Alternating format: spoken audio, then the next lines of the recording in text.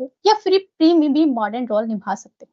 Current भी cover हो जाए और करंट के बहाने आपको आंसर राइटिंग भी सीख जाए। ठीक है, ये इन क्लासेस का फायदा है। अब आज हम एक टॉपिक पढ़ने जा रहे हैं, दिव्यांगजन, जो डिसेबल लोग हैं, उनके एम्पावरमेंट के लिए सरकार ने क्या किया, हमारा कॉन्स्टिट्यूशन क्या कहता है, क्या सुप्रीम कोर्ट ने कोई बात कही है, वो सब हम इस पीपीटी में पढ़ने वाले हैं। सबसे पहली बात, ये दिव्यांगजन हम पढ़ क्यों रहे हैं। ठीक है, एक तो देखो भाई, मैं आपको बताऊं, अपना सोशियोलॉजी का सिलेबस देखा है सबने।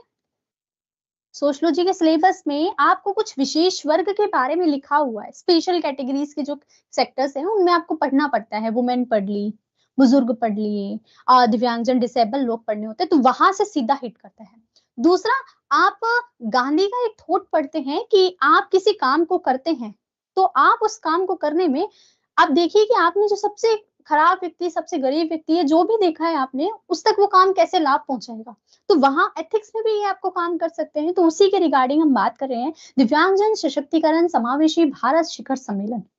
अभी क्या हुआ, एक शिखर सम्मेलन आयोजित किया recently, the development of empowerment of persons with disabilities. जो पर्सन डिसेबिलिटीज के साथ में है, under the ministry of social justice and empowerment. कौन सी मिनिस्ट्री संभालेगी ये भी हमें पता है, ministry of social justice and empowerment. उन्होंने एक समिट रखी, ठीक है, जिसमें बताया गया कि कैसे ये जो लोग हैं उनको समावेशी, उनका इंक्लूजन किया जा सकता है। अब हम थोड़े से दिव्यांगजन के, डिसेबल लोगों के फैक्ट पढ़ेंगे। क्यों? क्योंकि फैक्ट हमें मेंस में सीधा लिखने पड़ते हैं। अभी क्या है ना, according to the 2011 census, the number of persons with disabilities in country 2.68 crore. कितने हैं? 2.68 करोड़। ठीक है, अच्छा, और इनकी जो पॉपुलेशन है वो कितनी है? 2.21% है। मतलब पूरी जितनी भी इंडिया की पॉपुलेशन है उसका कितना परसेंट है? 2.21%। अब ये जो डिसेबिलिटी है वो पुरुषों में थोड़ी सी ज्यादा देखी गई है, कितनी? 2.4%। और जो वुमेन है उनमें थोड़ी सी कम, मतलब जो मेल है उनकी तुलना में थोड़ी सी कम देखी गई है, 1.9%। डिसेबिलिटी एक्ट लाया गया सरकार ने, पहले इनको ना विकलांग बोला जाता था, लेकिन फिर डिसेबिलिटी एक्ट लेकर आए, उसमें इनको दिव्यांगजन बोला जाने लगा। और उसमें 21 टाइप की डिसेबिलिटीज डिफाइन की, जैसे कि आपको विजुअल इंपेयरमेंट हो, आपको देखने में दिक्कत हो, श्रवण बाधिता, हियरिंग इंपेयरमेंट हो, मेंटली आप किसी तरह से डिस्टर्ब हो, उसमें दिव्यांगजनों को डिफाइन किया गया। ठीक है, आप नहीं, दिव्यांगजन। तो हमें क्राइटेरिया पता चल गया कि कौन कौन कैसे हैं। 2016 एक्ट में 21 टाइप की, हमें सारी याद नहीं करनी, लेकिन ये जो फैक्ट है ना, ये आपके लिए इंपॉर्टेंट है। क्यों है? क्योंकि मेंस में सीधा लिखने होते हैं।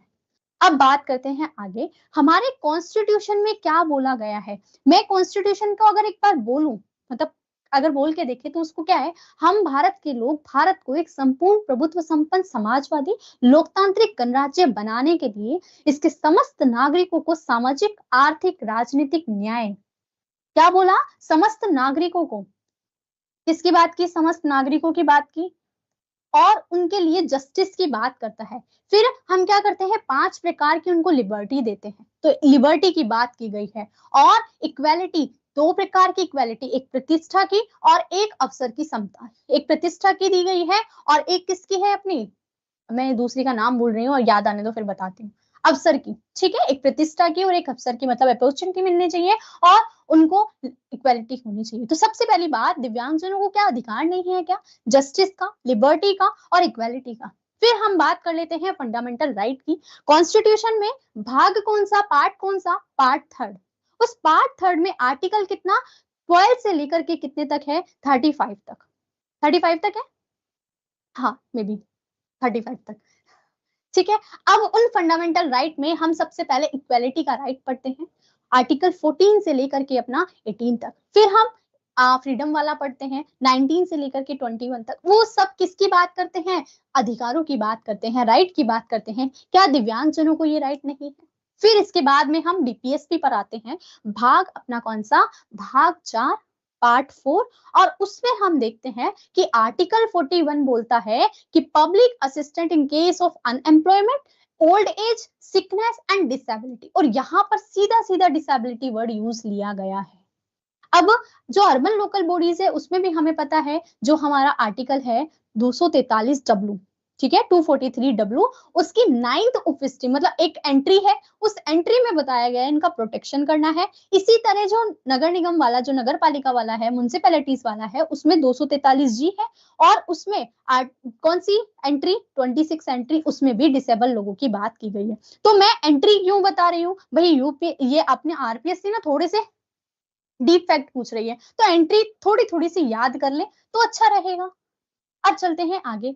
अब अभी ना एक केस था 2024 का, संजीव सॉरी सजीव खड़ी बनाम भारत संघ का, ठीक है, सजीव खड़ी वर्सेस यूनियन ऑफ इंडिया। इसमें बोला गया कि दिव्यांगजनों के लिए सुगम्यता मतलब उनको जाने में इजी हो, इसके लिए आर्टिकल 21 के तहत वो क्या है, एक कॉन्स्टिट्यूशनल राइट है, और उसी को लेकर के ये सम्मेलन भी है, उसी से रिलेटेड है। अब सरकार ने ना बहुत सारे प्रयास किए हैं, जिसमें एक हम पढ़ते हैं सुगम्य भारत अभियान। क्या, सुगम्य भारत अभियान, ये 2015 का है। इस अभियान में क्या बोला गया कि जो लोग हैं, किसी बिल्डिंग में जाना है, दिव्यांगजन है, उनको बिल्डिंग में जाना है तो लिफ्ट की सुविधा हो, मतलब उनको आने जाने में प्रॉब्लम नहीं हो।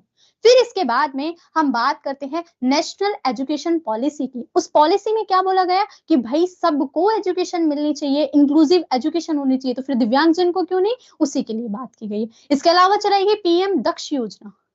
एडिप योजना क्या है कि दिव्यांगजनों को क्या है ना, जैसे साइकिल की जरूरत होती है, अगर किसी को सुनाई नहीं देता है तो उनको कान में मशीन की जरूरत होती है, तो इस तरह की इन चीजों को खरीदने के लिए ये चलाई गई है। फिर दिव्यांगजन दीनदयाल दिव्यांगजन पुनर्वास योजना, और इसके अलावा जो चलाई गई है समरक शिक्षा योजना, ये अपनी नेशनल एजुकेशन पॉलिसी रिलेटेड है। और दिव्यांगजन रोजगार सेतु, एक सेतु चलाया गया है, जिसमें क्या है, एक प्रकार का ब्रिज बनाया जाएगा, ताकि लोग जो दिव्यांगजन रोजगार तक, एम्प्लॉयमेंट तक पहुंच नहीं पाते, वो पहुंच पाए। पॉइंट क्लियर हो गया। अब क्या है ना कि भारत में दिव्यांगजनों के पास चुनौतियां बहुत है, चुनौतियों की बात कर लेते हैं। वे फॉरवर्ड आप मुझे लिख करके कमेंट सेक्शन में बताएंगे, वे फॉरवर्ड, ताकि हमारा इंटरेक्शन बढ़े। अगर मैं ही आपको सब कुछ बताने लग जाऊंगी तो हमारा इंटरेक्शन कैसे बढ़ेगा, आपका भी तो पता चले ना मुझे रेस्पॉन्स क्या है। सबसे पहली बात, इंफ्रास्ट्रक्चर की कमी है, ठीक है। दूसरी, इनमें एजुकेशन की कमी है, लिटरेसी की, इंफ्रास्ट्रक्चर की, एम्प्लॉयमेंट की, और डिजिटल डिवाइड। अब क्या हो रहा है ना कि चीजें डिजिटल की ओर जा रही है, और डिजिटल की ओर जाने के कारण पूरी तरह से लाभ जो है, प्रॉफिट जो इनको मिलना चाहिए, वो नहीं मिल पा रहा। तो ये इनके समक्ष चुनौतियां हैं। पॉइंट क्लियर हो गया। चैलेंजेस फॉर मतलब चैलेंजेस फॉर डिसेबल्ड पर्सन, ठीक है। इंफ्रास्ट्रक्चर, लिटरेसी रेट बहुत कम है, only 52.2% person disabled age 7 years and above are literate, केवल इतने से लिटरेट है। और एम्प्लॉयमेंट है, और डिजिटल डिवाइड है। ये इनकी चुनौतियां हो गई। अब ना सोशलॉजी में जब हम ये टॉपिक पढ़ते हैं तो उसमें हम और डिटेल्स देखते हैं। डिटेल्स में भी क्या, ये जो योजनाएं हमने देखी हैं उनकी और डिटेल की, कौन सा कब शुरू हुआ, और अंदर डिटेल क्या हो सकती है। इसके अलावा और कोई पर्सपेक्टिव है, एथिक्स के हिसाब से कैसे लेना है, वो भी हम सीखते हैं, पर उसके लिए आपको बैच में आना पड़ेगा, ठीक है। आज की क्लास के लिए बस इतना ही। वे फॉरवर्ड कमेंट में लिखना ना भूलें। जिन भी लोगों ने चैनल को सब्सक्राइब नहीं किया है, प्लीज सब्सक्राइब द चैनल। और इसके अलावा आप वेब ऐप को एक बार विजिट कीजिए, वेबसाइट विजिट कीजिए, और इस क्लास की पीपीटी के लिए आप टेलीग्राम को ज्वाइन कीजिए, ठीक है। Bye bye all of you, take care.